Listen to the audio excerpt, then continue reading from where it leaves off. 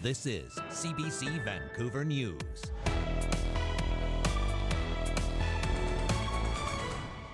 Loss of Constable Shaylin Yang is immeasurable to her family, her friends, to all of her team members and colleagues. Shock in Burnaby. A Mountie is stabbed to death on the job. We're going to have to hold on until the rain comes. We will make sure that there's enough water for the hospital. Trying to save every drop. The state of emergency on the Sunshine Coast as the water supply dwindles in the drought. And disqualification recommendation. The BC NDP's top election official says a party leadership candidate ought to be removed.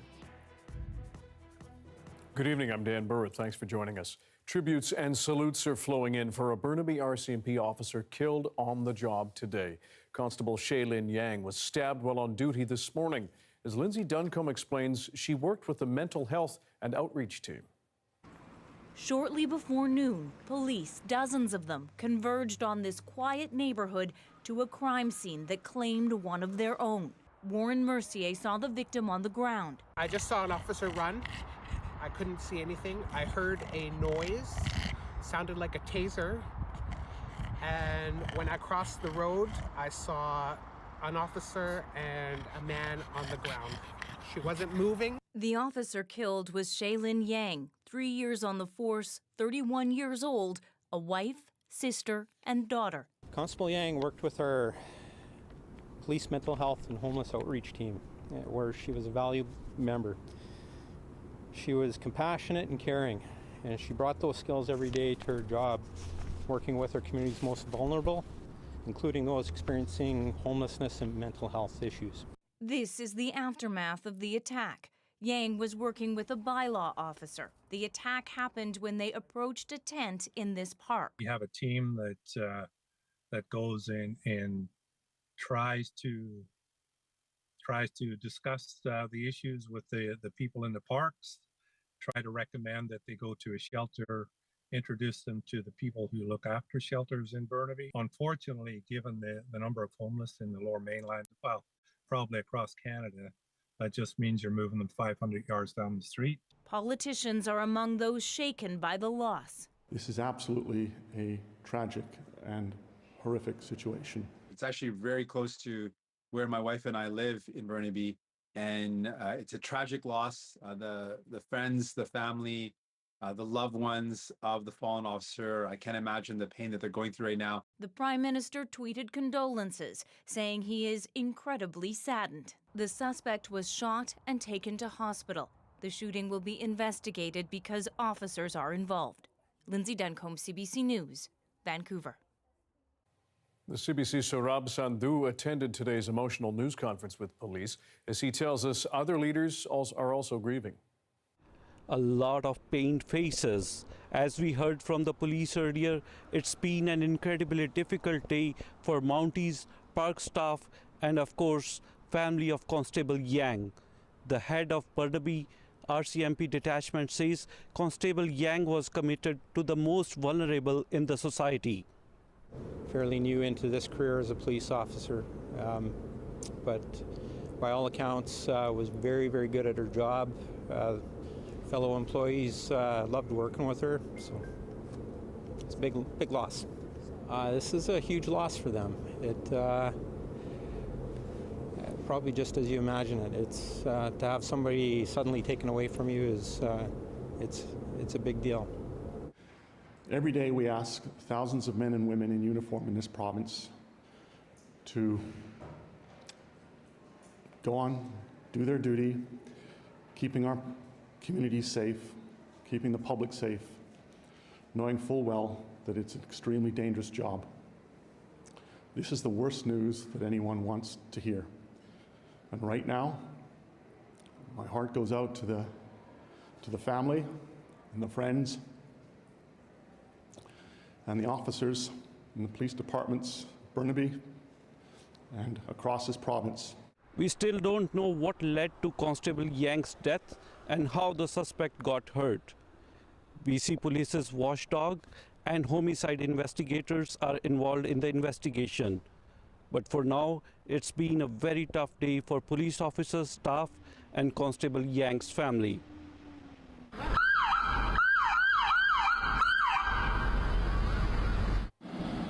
Meanwhile, a massive convoy of police cars and fire trucks held a road tribute in memory of Constable Yang tonight.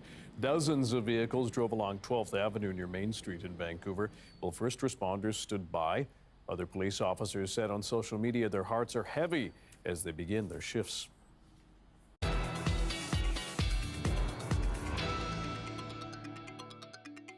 To the state of emergency on the Sunshine Coast now, called as BC's drought drags on. The water supply for parts of that region is only guaranteed to last for another 2 weeks. As John Hernandez reports, water bans have been issued to numerous businesses to try to keep the taps from running dry.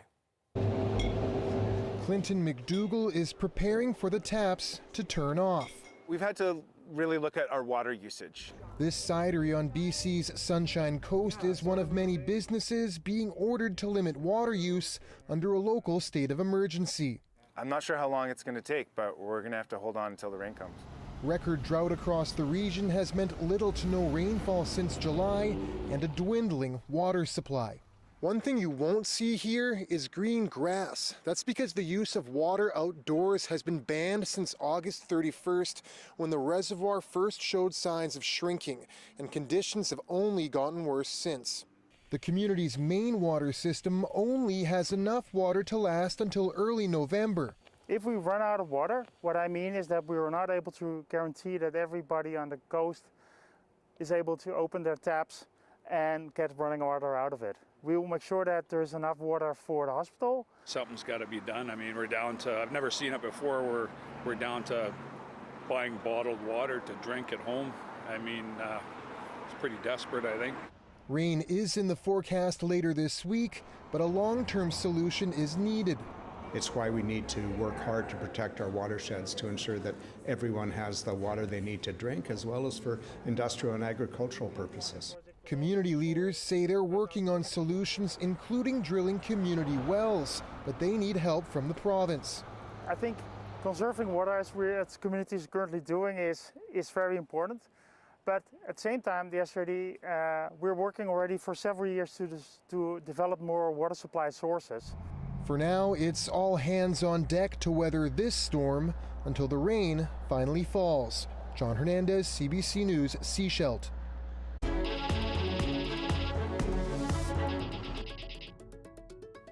Well, the race to become the BC NDP's next leader and the province's next premier may soon be narrowed back to one. CBC News has learned the party's chief electoral officer is recommending candidate Anjali Appadurai be disqualified, finding she engaged in, quote, serious improper conduct by coordinating with third parties around membership signups.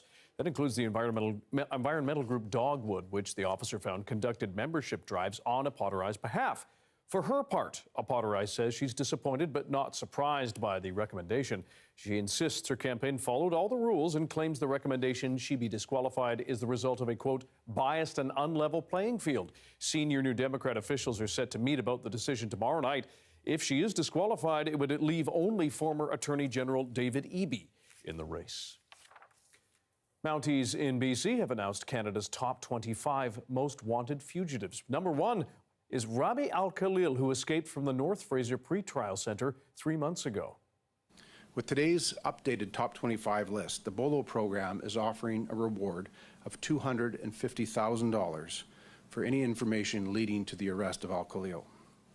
If you know where Rabi Al-Khalil is, we don't need your name. We don't need your location. We just need to find him. The full list of suspects is on the Be on the Lookout BOLO program website. If you see any of the top 25 suspects, officials say stay away and call 911. The family of the man who died after Vancouver Police shot him with a beanbag gun several times say they are now suing the department and the city. Chris Amiot died in August after he went into medical distress on the downtown east side. His cousin said witnesses told her Amiot had been bear sprayed and was acting erratic when police arrived. For its part, the force says a beanbag gun was used on Amiot after he was taken into custody. The police watchdog has been investigating his death. A lot of people didn't think this day would come. Vancouver's mayor-elect speaks about what the city should expect from him and his party in the next 4 years. That's coming next.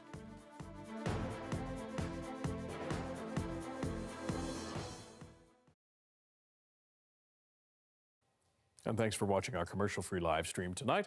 They are two sisters with two very different careers. One a poet, the other a politician.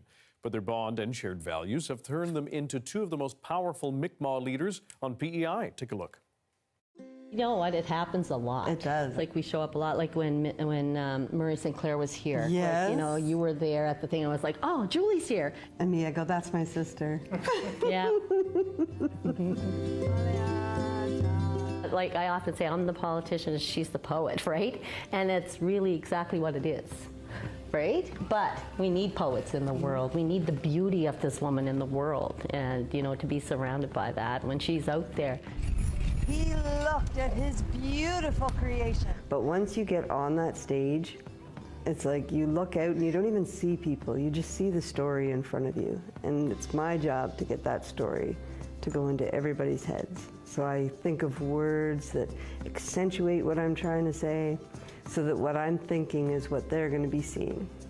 So that's my happy place. Similarities, I think, when it comes down to it, is like we're both leaders in our own right, you know, and like she's leading the cultural piece that's so vital to the work that I want to do and see happen.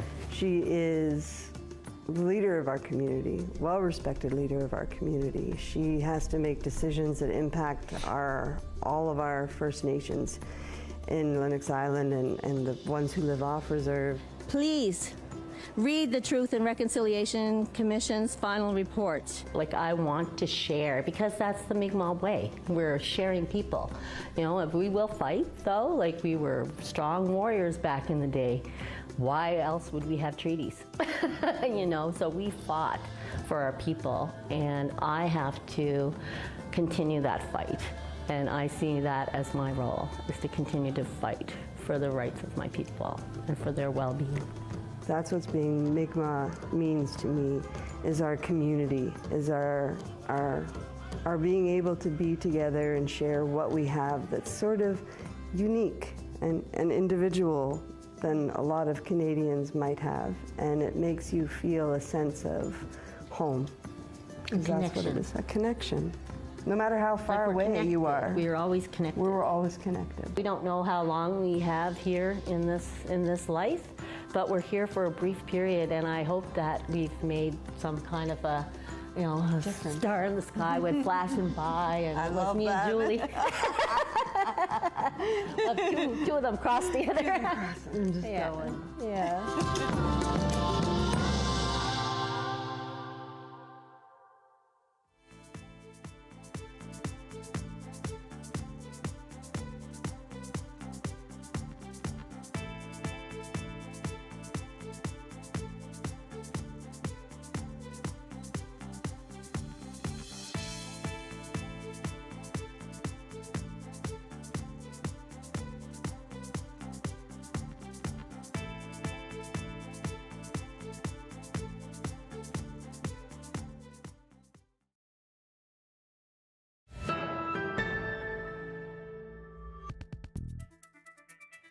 Well, after a massive win on Saturday, Vancouver's mayor-elect says he's ready to get to work. The CBC's Justin McElroy spoke with Ken Sim today about his experience settling into City Hall and what voters can expect moving forward. Ken, congratulations. Thank you very much. What has the last 72 hours been like? It's been a whirlwind. You know, we had our celebration victory party. Got about 3 hours worth of sleep, and then we actually had our first transition meeting. So we just, you know, went right into it on Sunday afternoon. Diane Watts is actually co-chairing our transition team with former Deputy City Manager James Ridge, former Councillor Tung Chan, our council team, our campaign team, and Kareem Alam. And so it's been absolutely crazy, and then obviously a lot of media. I think I had 7 interviews yesterday. I have 9 today. Plus, we're meeting with the city manager. So a lot of things going on. You made news during your speech of talking passionately about what it meant to be the first Chinese British Columbia to be mayor of Vancouver. I'm wondering what you've heard from older Chinese British Columbians over the last couple days who may not have thought this day would ever have come. I'm actually going to get a little emotional here. Like it's been incredibly overwhelming. Like people have been coming up to me in tears, because my family story actually resonated with a lot of people because they saw, like, that was their family story too, and a lot of people didn't think this day would come. Were you surprised by that a little? I know we talked about this 4 years ago, and it wasn't quite as much of a thing that you talked about. No. Am I surprised? A little bit, but I remember when I was putting the speech together in the hopes of winning this thing, I think I cried the first 10 times I went through it. Like I was just hit with a lot of emotion. It wasn't about me. I was just thinking of my parents and their journey, and it was a crazy feeling. So no, I'm not surprised in hindsight. So let's talk about what the first few weeks of Ken Sim as mayor of Vancouver looks like. What sort of important first steps from a symbolic perspective do you want citizens to know about how you're going to be mayor of this city? Yeah, well, we're going to be incredibly inclusive, and we're going to be listening to the residents. Super happy that we have an amazing team of councillors that are going to be leading the charge as well.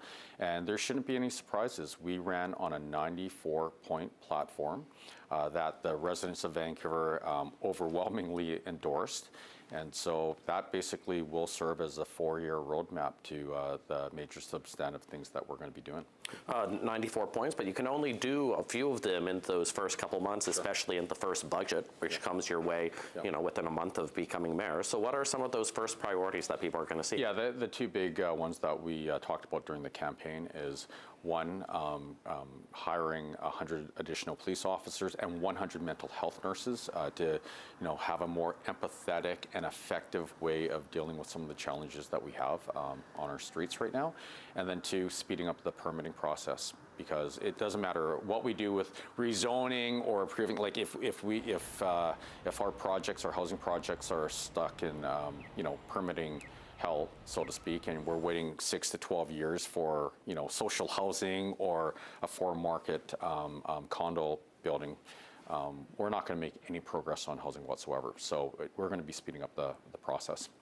There's a provincial NDP government that oftentimes, when they're under the hot seat, they say there was 16 years of a previous government. It takes time to change things. At what point should Vancouverites start holding you accountable? It's not day one, of course, but for making concrete action on housing affordability, on homelessness, and all these critical issues? Well, day one. Look, we're not talking about the past. The past is over. We can't change the past. And so, I'm holding myself accountable. Our councillors are holding themselves accountable. Now, I want people to understand this stuff will take time, especially on the housing front, and we will have some false starts and we will make mistakes along the way, but hold us accountable now, because at the end of the day, we still have our challenges, be it public safety or housing attainability, and these are the challenges that we want to solve. You talked in one debate about the Toyota method. You're a systems guy. I guess what's interesting about City Hall from that perspective for you as you start sinking your teeth into this? Well, you can, just from the outside looking on in, there's a lot of opportunity. And so I think, based on what we've seen, we have amazing people at the City of Vancouver that are working in a broken system. And so we just have to improve the system, and it'll make things go a lot faster, and it'll actually create an even better environment for our team members at the city. And, the goal at the City of Vancouver, we want the City of Vancouver to be a best employer. So, we will win the recruiting wars. When people are looking at a place to, work, they'll actually think of the City of Vancouver. And so we're excited about the opportunity. Is Vancouver a fun enough city the way it is right now? What are you going to do, or what do you think can be done to improve that? Well, you know, I don't want to throw Vancouver under the bus. It's a city I love. I think it's an incredible place. But no, we have a lot of work to do on the fund file. And so that's exactly what we're going to do, be it the Granville Entertainment District, Gastown, Yaletown, Chinatown. We already have a bunch of individuals in the community that are giving us great ideas on what we should be implementing. And we look forward to making Vancouver a lot more fun. There is a live shot of the Port of Vancouver. Air quality is just dreadful. Johanna will have your BC-wide forecast next.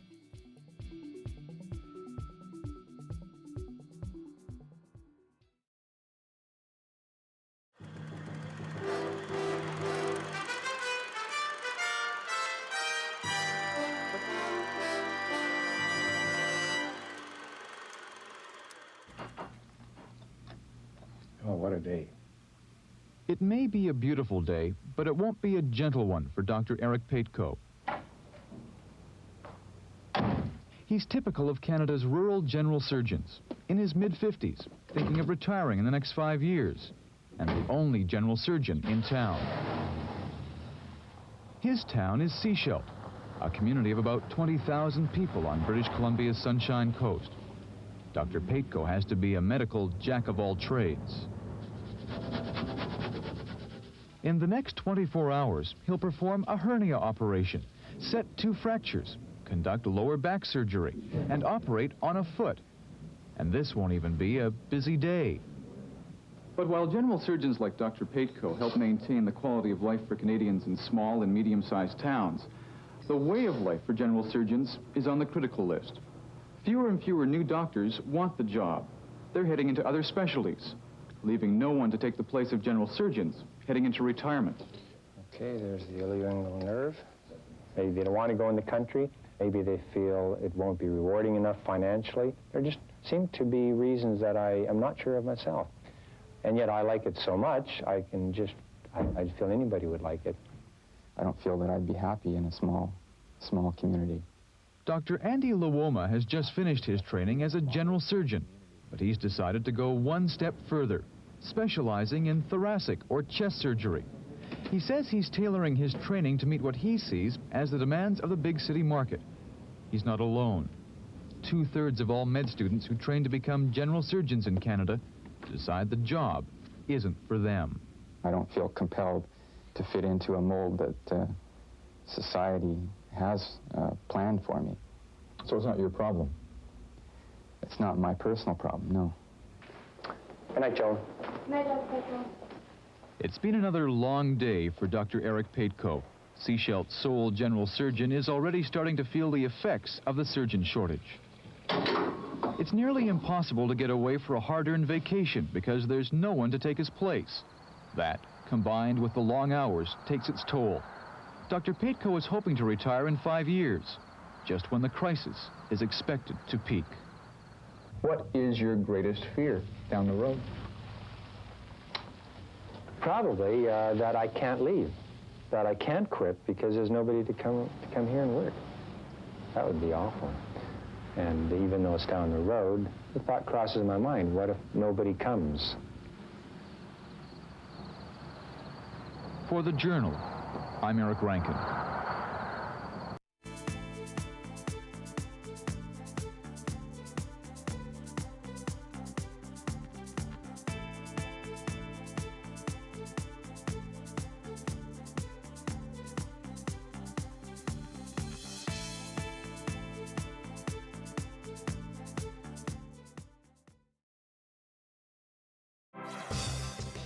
Hi, I'm Amy Bell, and here's what's in your CBC Vancouver inbox.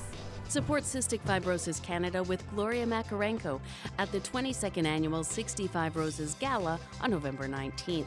Get tickets to the glamorous event at 65rosesgala.com. And the Chutzpah Festival returns on November 3rd to 24th with an exciting lineup of performances including dance, music, theater, and more. Visit chutzpahfestival.com for tickets and more info. Rain is finally on the horizon for Metro Vancouver, but 90 days without it has had a major impact on our trees, among other things. We spoke with Vancouver's urban forestry manager to find out what's happening below the surface of the soil and what measures the city is taking to combat the effects of climate change. Here's Don Morrison. Water is one of the most important elements. Trees are required to survive and thrive. And a significant drought like this has really made it a challenge for newer species to really become established within urbanized areas and within our forest systems. So there definitely has been mortality due to some of the persistent drought. The problem is it's a challenge to actually see when it's attributed specifically to drought or if it's been from previous sort of summers where we've had long periods, again, of drought, or the heat dome, or the significant winter that we also had last year. And unfortunately, trees take a long time to really show their signs, so we won't really know the full extent of any kind of mortality until probably at least a year. Unfortunately, because of the prolonged amount of drought, a lot of that surface soils, a lot of that water will just run off into some of the sewer and catch basins, and it's going to take a lot of time for moisture to percolate down into the soils where it's really going to interact with the sort of fine sort of roots that are required for some of those trees. Any rain right now will help. Trees within a downtown core like this they deal with significantly more stresses, and some of the more classic and traditional species that we used to plant just can't survive and can't thrive within the urbanized areas, especially with the changing sort of climate conditions that we see nowadays. Larger trees, like some of the ones that we see to the side of us here, they're able to retain water through a really more dense and fine root system. Trees that have just been planted within the last 3 years, they really require watering preferably every week, but as soon as you get beyond 2-3 weeks, you would lose full populations of them. And we plant thousands of trees every single year in the city of Vancouver, and without that additional watering, we would lose quite a few. Along the actual boulevards and streets, we have, I think it's just over 150 to 155,000 that we know of. And that doesn't even include the ones that we don't necessarily know of or aren't included. And then that also doesn't include our entire park and or forest systems. It's a challenge. It's a challenge to just sort of see some of the struggles and some of the real consequences of drought. But being a part of in the city when the heat dome hit last year, I also see the importance and the reason why we need to support these trees so much more, because they are such an unseen asset within the city. The weather update is brought to you by Direct Buy Furnace, installing the most reliable heating and cooling brand. It's hard to stop a train.